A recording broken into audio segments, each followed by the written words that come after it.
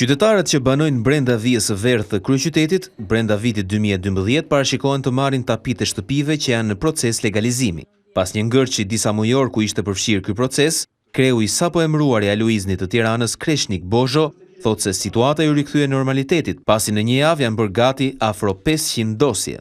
Ne do përpiqemi maksimalisht që brenda vijës së verdhë të Tiranës ta finalizojmë brenda këtij viti për Tiranën. Do të ecim me shumë shpejtësi në përgjithësitë e tjera vendore për të gjithë qarkun e Tiranës. Vetëm këto ditë ne kemi finalizuar që është vetëm procesi mekanik printimi lejes së legalizimit të paktën 500-600 dosje legalizimi. Bozho thotë se janë afro 4500 dosje që janë në fazën përfundimtare dhe pritet kryerja e pagesës nga ana e qytetarëve.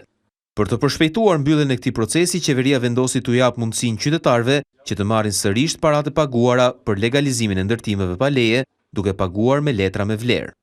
Ne kemi dhe numrat e telefonit qytetarëve, do të njoftojmë një për një të gjithë në shtëpitë e tyre, cilët do të paraqiten pastaj me letra e vlerë pranë bankave dhe shteti do t'i rimbursojë.